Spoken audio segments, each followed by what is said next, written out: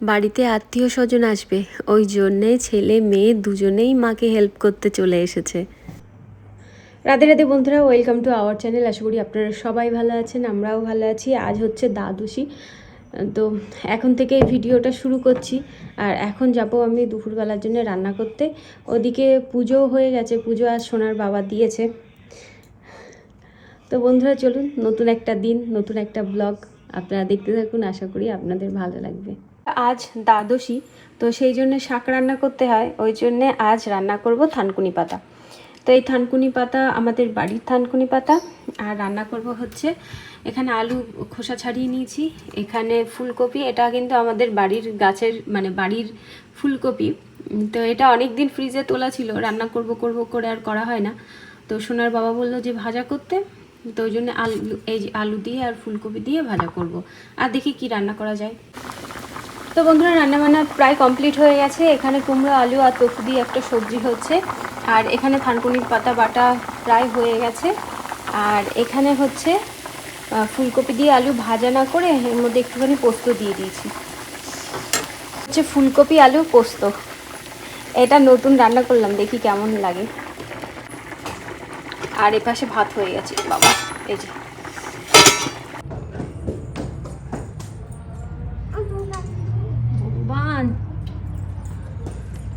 তো বন্ধুরা, আমি এখন যাচ্ছি আমার ছেলেকে স্কুল থেকে নিয়ে আসতে। মেয়েকে নিয়ে যাচ্ছি না, বাইরে এত রোদ।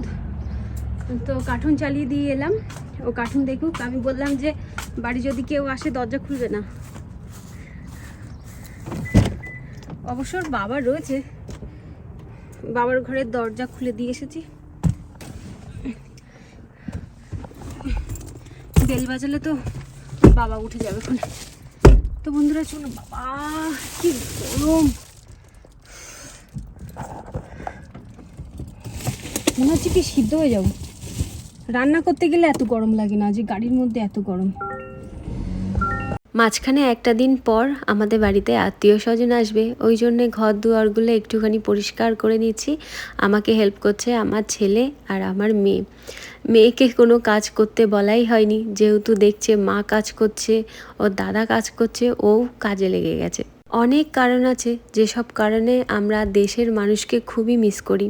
বাড়িতে পুজো বা কোনো অনুষ্ঠানে যদি আত্মীয় স্বজনরা আসেন, তখন কিন্তু খুবই ভালো লাগে তাদের সঙ্গে থাকতে, কিন্তু এখানে সেটা আর হয়ে ওঠে না। কিন্তু আমরা জানেন, যারা বিদেশে থাকি তারা দেশের মানুষকে খুবই মিস করি। শুধু মানুষ না, দেশের রাস্তাঘাট, আমরা যেখানে বড় হয়েছি সব কিছুই কিন্তু আমরা খুব মিস করি। আর আমরা দেশের মানুষের সঙ্গে যদি কথা বলি, মনে হয় যে ঘন্টার পর ঘন্টা তাদের সঙ্গে কথা বলতেই থাকি, আমাদের কথা যেন আর শেষই হয় না। আমরা 2-3 মাস পর তো আর আমাদের প্রিয় মানুষের সঙ্গে দেখা করতে যেতে পারি না। ওই জন্য মনে হয় যদি প্রত্যেক বছর আমাদের প্রিয় মানুষের সঙ্গে দেখা করতে পারতাম, তাহলে খুবই ভালো হতো।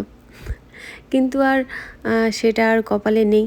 হয়তো ইচ্ছা করলে আমরা যেতে পারি, কিন্তু অনেক কারণেই আমরা প্রত্যেক বছর দেশের বাড়িতে যেতে পারি না।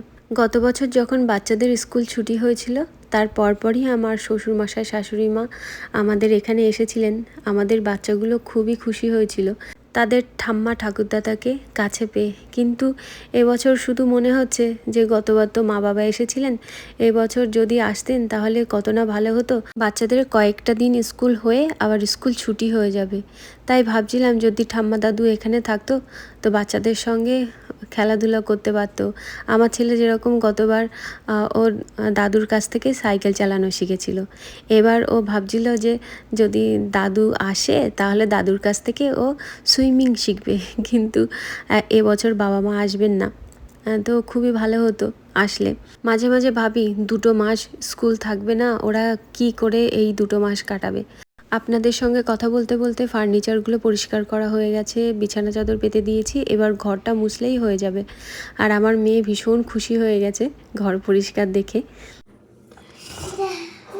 তো বন্ধুরা, আজ আমি রাত্রিবেলা তৈরি করব গোলা রুটি। তার জন্য এখানে একটা পাকা কলা নিয়ে নিয়েছি, আর এখানে নিয়ে নিয়েছি আটা, এর মধ্যে লবণ দিয়েছি। এবার পাকা কলাটা এরকমভাবে মাখিয়ে নেব। তো এর মধ্যে দিয়ে দেবো দুধ, আগে পাকা কলাটা মাখিয়ে নিই।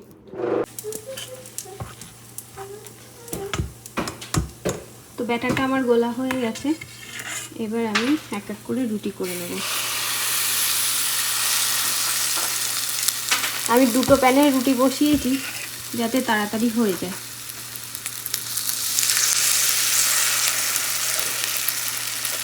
আর আমি কিন্তু আজ ঘি দিয়ে এই রুটিটা তৈরি করছি। এখানে রুটি তৈরি করছি আর এই লোহার প্যানটায় রুটি তৈরি করছি। জামা কাপড় কাচতে দিয়েছিলাম, তো কাচা হয়ে গেছে। আর এই বালিশটাও কাচতে দিয়েছিলাম, তার কারণ হচ্ছে আমার মেয়ে বমি করেছিল রাত্রিবেলা, তো সেই কারণে দেখুন বালিশ দিয়ে জল পড়ছে। তো সেই কারণে আমি এখন আমার মেয়ে এই বালিশের মধ্যে বমি করে দিয়েছিল, তো সেই জন্যে এই বালিশটা কাচতে দিয়েছিলাম। এবার এগুলো তুলে নিই। সব জামা কাপড় ওর মধ্যে দেওয়া হয়ে গেছে। এবার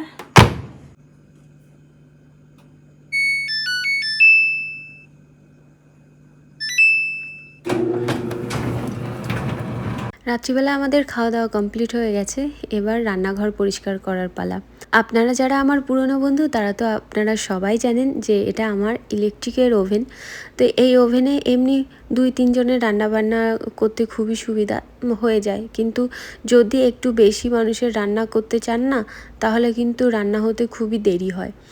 তো তখন মনে হয় যদি একটা গ্যাসের ওভেন থাকে তাহলে খুবই ভালো হয়, কিন্তু এটা আবার পরিষ্কার করতে সুবিধা। গ্যাসের ওভেনে পরিষ্কার করতে একটু ঝামেলা লাগে শুনেছি। আমার তো গ্যাসের ওভেন ছিল না, বিদেশে আসার পর থেকেই কোনো দিনই আমি গ্যাসের ওভেনে রান্না করিনি। আগে যখন ভাড়া থাকতাম তখনও আমার ইলেকট্রিকের ওভেন ছিল, আর এখন তো নিজেদের বাড়ি হয়েছে এখনও ইলেকট্রিকের ওভেন। তো গ্যাসের ওভেন নাকি পরিষ্কার করতে একটু ঝামেলা লাগে, আর এটা নাকি পরিষ্কার করতে অনেকটাই সুবিধা। তো যাই হোক, পরিষ্কার করতে সুবিধা কিন্তু রান্না করতে তো দেরি হয়, এটাই বেশি কষ্টের। তো ওভেনটা আমার স্কচব্রাইট দিয়ে ভালো করে পরিষ্কার করে নিয়েছি, তারপরে এখন ওভেনটা মুছে নিচ্ছি। তো ওভেনটা এরকমভাবে মুছলেই কি সুন্দর পরিষ্কার হয়ে যায়, আর সত্যি পরিষ্কার করতে একদম কষ্ট হয় না। এবার ওভেনটা পরিষ্কার করা হয়ে গেলে তারপরে চলে যাব থালা বাসন মাজতে। যেহেতু দুপুরবেলা থালা বাসন মাজা হয়েছিল, ওই জন্য রাত্রিবেলা বেশি থালা বাসন নেই। আপনারা যে কটা দেখতে পাচ্ছেন এই কটাই থালা বাসন হয়েছে। আর রাত্রিবেলা তো অন্য কিছু রান্না করিনি, আপনারা দেখেছেন রাত্রিবেলা কি রান্না করেছি, ওই জন্যেই বেশি বাসন হয়নি। আর আমার রাত্রিবেলা বেশি রান্নাবান্না করতে ইচ্ছা করে না। আপনারা দেখেছেন যে রাত্রিবেলা বেশিরভাগ দিনই আমি গোলা রুটি করি, নাহলে পাস্তা করি, নাহলে অন্য কিছু টুকটাক কিছু করি। তো বন্ধুরা, আমার সব কাজ কমপ্লিট হয়ে গেছে, এবার ঘুমাতে যাব। আর আমার মেয়ে আমাকে ছাড়া ঘুমাবে না, ওই জন্যই এই কটা দিন আমি বুদ্ধি করে বলছি যে তুমি সোফার মধ্যে শো, আমি কাজ করছি, তারপর যখন তুমি ঘুমিয়ে পড়বে তোমাকে ঘরে নিয়ে যাব। এই কদিন সেটাই বলছি, ওই জন্যও সবাই ঘুমাচ্ছে আমাকে দেখতে দেখতে, মানে আমি কাজ করছি আমাকে দেখতে দেখতে এখানেই ঘুমাচ্ছে। আর যদি আমি ওকে না বলি ঘুমাতে, ও ঘুমাবে না। যতক্ষণ আমি কাজ করব ততক্ষণ আমার পিছন পিছন পিছন পিছন ঘুরঘুর ঘুরঘুর করে বেড়াবে। পিছন পিছন মানে কি, পায়ে পায়ে। ওর দাদাও ঘুমাতে চলে যাবে, টিভিও বন্ধ থাকে, তখন আর ওর করার কিছু, মানে ওর খাওয়া হয়ে গেলেই টিভিটা বন্ধ করে দিই। এবার টিভি বন্ধ থাকলে ওর করার কিছু থাকে না, তখন আমার পায়ে পায়ে ঘুরে ঘুরে বেড়ায়। তো এই কটা দিন এটাই বলছি যে তুমি, মানে ও ঘরে ঘুমাবে না। ঘরে যদি বলি যে দাদার পাশে গিয়ে ঘুমাও, তাহলে ও কান্না জুড়ে দেয়। একদিন তো ওই যে আপনাদেরকে দেখালাম না যে বালিশ ধুতে দিয়েছি, ওকে বলেছি গিয়ে তুমি দাদার পাশে গিয়ে ঘুমাও, আমি আসছি রান্নাঘরের কাজ কমপ্লিট করে। ও কান্না করতে করতে বালিশের ওপর বমি করে দিয়েছে। মনে হচ্ছে যে আমি কি না কি বকি করেছি, তার ঠিক নেই। তো ওই জন্যেই বলছি যে তোমার দাদার পাশে ঘুমাতে হবে না, তুমি এখানে শুয়ে থাকো। আমি বলিও না যে তুমি ঘুমাও, আমি বলি যে তুমি শুয়ে থাকো, আমি কাজ করছি, তুমি দেখো। ও আমি কাজ করছি, ও দেখতে দেখতেও নিজে নিজেই ঘুমিয়ে পড়ছে। পাশে গোপালকে নিয়েছিল, কিন্তু গোপাল দেখছি আর একদিকে মাথা দিয়ে ঘুমিয়েছে, আর আমার মেয়ে আর এক দিক দিয়ে মাথা দিয়ে ঘুমিয়েছে। ঘর বাড়িগুলোও পরিষ্কার করে নিয়েছি, আর খেলনা টেলনা কোথাও ছড়ানো নেই।